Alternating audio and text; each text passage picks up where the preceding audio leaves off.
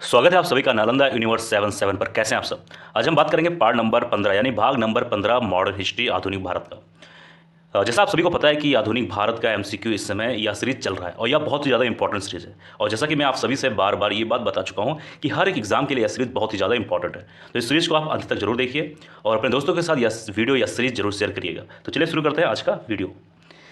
आज का सवाल नंबर 1 है। इसमें पूछा जा रहा है कि भारतीय राष्ट्रीय आंदोलन के 1885 और 1905 की अवधि को क्या कहा जाता था। तो प्रश्न नंबर 1 का सही उत्तर होगा ए यानी कि उदारवादी चरण। अब बात करें प्रश्न नंबर 2। इसमें पूछा गया कि भारतीय इतिहास में वर्ष 1885 जो है किस लिए प्रसिद्ध है। ठीक है, तो प्रश्न नंबर 2 का सही उत्तर होगा ए यानी कि भारतीय राष्ट्रीय कांग्रेस की स्थापना हुई थी, इस कारण 1885 प्रसिद्ध है। अब बात करें प्रश्न नंबर 3 के बारे में। इसमें पूछा गया है कि आधुनिक भारतीय इतिहास में गोकुलदास तेजपाल संस्कृत महाविद्यालय क्यों प्रसिद्ध है। प्रश्न नंबर 3 का सही उत्तर होगा ऑप्शन नंबर ए यानी कि भारतीय राष्ट्रीय कांग्रेस का प्रथम अधिवेशन यही हुआ था। बहुत ही इंपॉर्टेंट सवाल, बहुत ही ज़्यादा इंपॉर्टेंट सवाल है ये। इसमें यह कहा गया है कि जो गोकुलदास तेजपाल संस्कृत महाविद्यालय ये आखिर क्यों फेमस है, क्यों प्रसिद्ध है। तो आपको ये जानना चाहिए कि यहाँ पर भारतीय राष्ट्रीय कांग्रेस का प्रथम अधिवेशन यहीं पे हुआ था, तो इसलिए यह फेमस है। प्रश्न नंबर 4 में है कि 1885 और 1905 के काल में भारतीय राष्ट्रीय आंदोलन में उदारवादी नेताओं का प्रभुत्व था।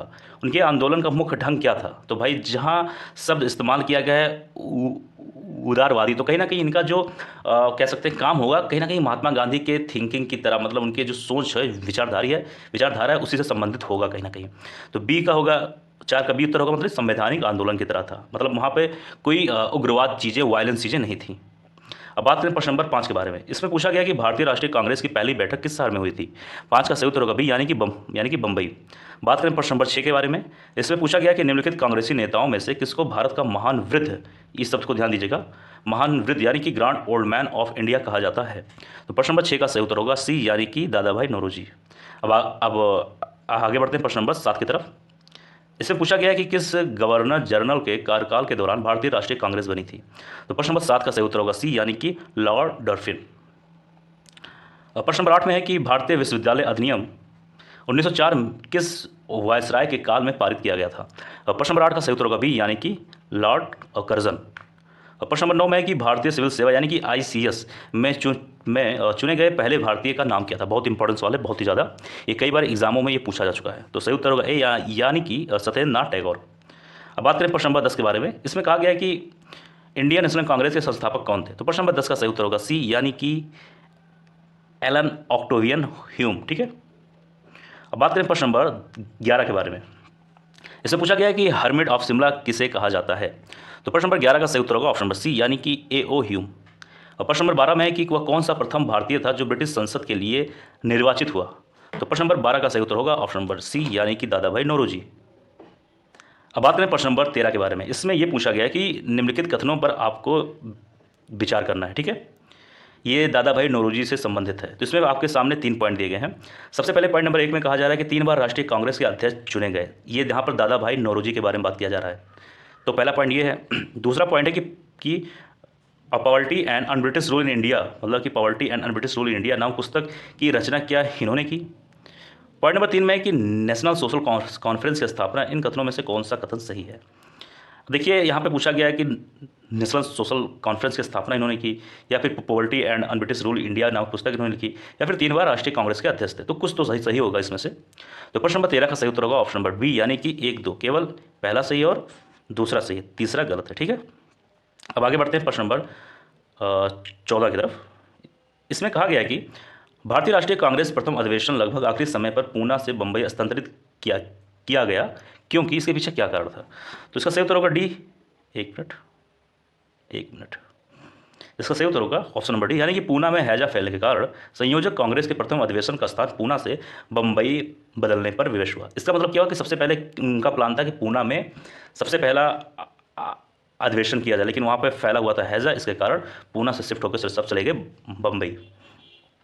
अब बात करें प्रश्न नंबर 15 पर। इससे पूछा गया कि ए नेशनल इन द मेकिंग नाम पुस्तक किसने लिखी। तो प्रश्न नंबर 15 का सही उत्तर होगा सी यानी कि सुरेंद्र नाथ बनर्जी।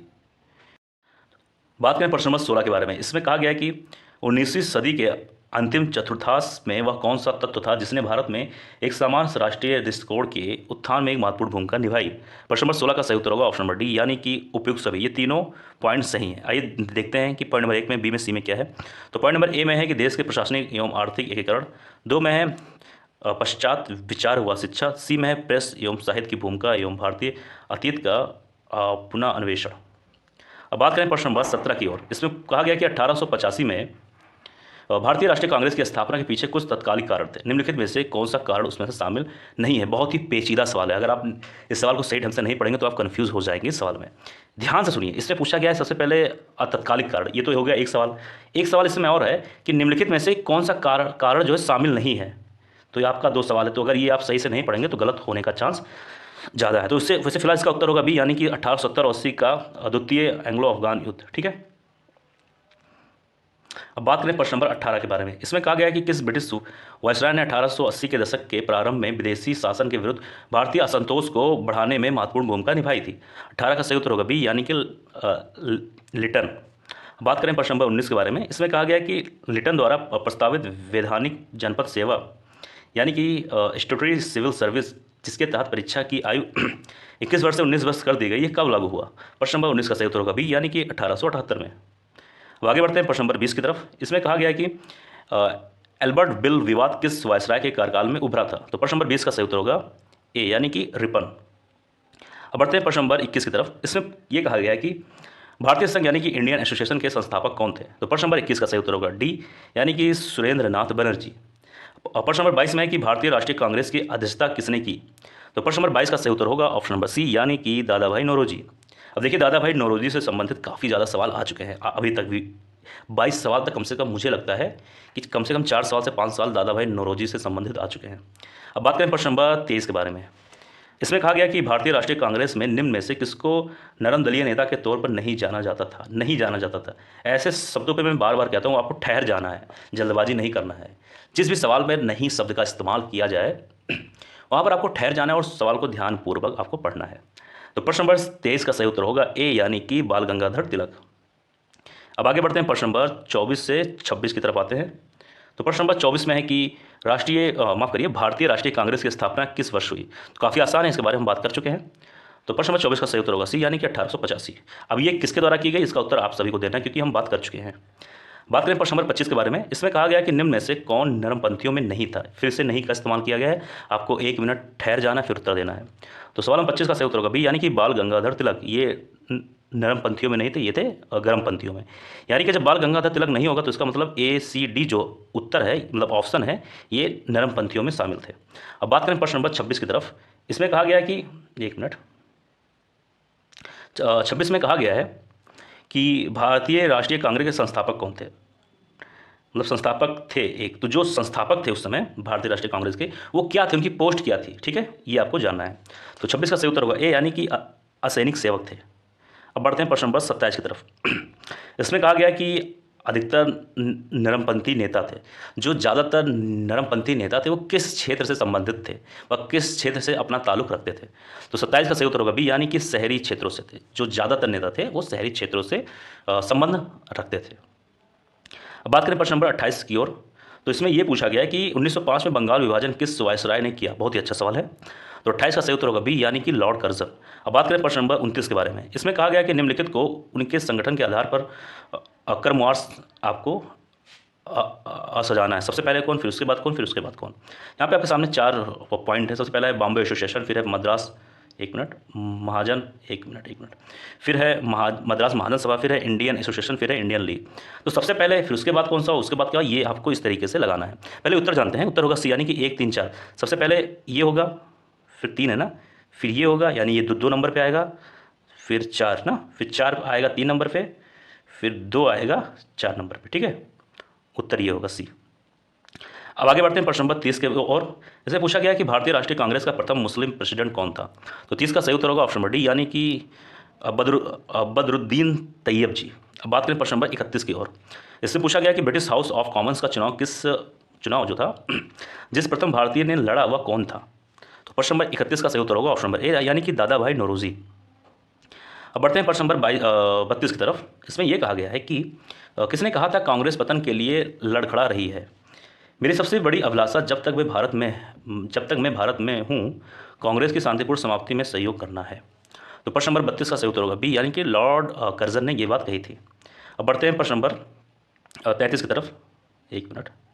इसमें कहा गया कि भारतीय राष्ट्रीय कांग्रेस के 1905 के बनारस अधिवेशन के अध्यक्ष कौन थे। तो 33 का सही उत्तर होगा सी, यानी कि गोपाल कृष्ण गोखले। अब बात करें प्रश्न नंबर 34 के बारे में। इसमें कहा गया कि निम्नलिखित में से कौन भारतीय राष्ट्रीय कांग्रेस के स्थापना अधिवेशन में उपस्थित नहीं थे। प्रश्न नंबर 34 का सही उत्तर होगा डी, यानी कि सुरेंद्र नाथ बनर्जी। अब आइए बढ़ते हैं प्रश्न नंबर 35 की तरफ। इसमें कहा गया कि एक मिनट, भारतीय राष्ट्रीय कांग्रेस के पहले अध्यक्ष कौन थे। तो प्रश्न नंबर 35 का सही उत्तर होगा बी, यानी कि WC बनर्जी थे, जो भारतीय राष्ट्रीय कांग्रेस के पहले अध्यक्ष थे। अब बात करें प्रश्न नंबर 36 के बारे में। इसमें कहा गया कि भारत के पहले लोक संघ लैंड होल्डर सोसाइटी की स्थापना कब हुई। एक बार फिर से सुनिए। इसमें कहा गया कि भारत के पहले लोक संघ लैंड होल्डर सोसाइटी की स्थापना कब हुई। तो 36 का सही उत्तर होगा सी, यानी कि 1837 में हुई। ठीक है। अब आगे बढ़े अगर प्रश्न नंबर 37 की तरफ। तो इसमें कहा गया है कि लैंड होल्डर सोसाइटी की स्थापना किसके कल्याण के लिए की गई। तो हुई तो थी, लेकिन उसके पीछे कारण क्या था, क्यों उस ये या फिर किसके लिए की गई थी। तो 37 का सही उत्तर होगा ऑप्शन नंबर ए, यानी कि जमींदार के लिए। अब बात करें प्रश्न नंबर 38 की तरफ। तो इसमें पूछा गया कि दादा भाई नौरोजी ने 1866 में ईस्ट इंडिया एसोसिएशन की स्थापना कहाँ की। तो ईस्ट इंडिया एसोसिएशन की स्थापना जो था वो ए, यानी कि लंदन में की। अब बढ़ते हैं प्रश्न नंबर 39 की तरफ। इसमें कहा गया कि एक मिनट रुको, ये थोड़ा ढक गया। हाँ, प्रश्न नंबर 39 में कि 1870 में पूना सार्वजनिक सभा की स्थापना किसने की। तो प्रश्न नंबर 39 का सही उत्तर होगा डी, माफ करिए बी, महादेव गोविंद राणाडे जी। ठीक है। अब बात करते हैं इस वीडियो का लास्ट सवाल, यानी कि अंतिम सवाल, सवाल नंबर 40। इसमें कहा गया कि निम्नलिखित कथनों पर विचार करना है। आपके सामने 3 पॉइंट दिए गए, आपको बताना है कौन सा सही है कौन सा गलत। 1, 2, 3 पॉइंट है। तो पॉइंट नंबर 1 में है कि भारतीय राष्ट्रीय कांग्रेस का प्रथम अधिवेशन कलकत्ता में हुआ। तो भाई ज़्यादातर बच्चों को इसके बारे में मालूम ही होगा, इसमें मुझे कुछ बताने की जरूरत नहीं। तो पहला वाला तो ऐसे गलत हो गया। जब पहला गलत हो गया तो ये तो गलत हो ही जाएगा। अब ठीक है, जब ये गलत हो गया तो अब कितने ऑप्शन बचे, 3। अब आइए जानते हैं। दूसरे में कि भारतीय राष्ट्रीय कांग्रेस का दूसरा अधिवेशन दादा भाई नौरोजी की अध्यक्षता में हुआ। अब दूसरा तो भाई सही है, तो दूसरा सही है, तो इसका मतलब ये हुआ कि डी हो गया गलत, क्योंकि इसमें कहा गया केवल 3, तो डी हो गया गलत। अब कौन सा बचा, बी और सी। अब मतलब पॉइंट नंबर 3 में देखते हैं।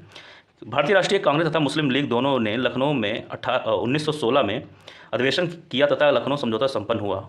तो भाई बात तो सही है, तो यानी कि इसका उत्तर होगा सी, यानी कि 2 पॉइंट सही है, मतलब तीसरा भी सही है और दूसरा भी सही है।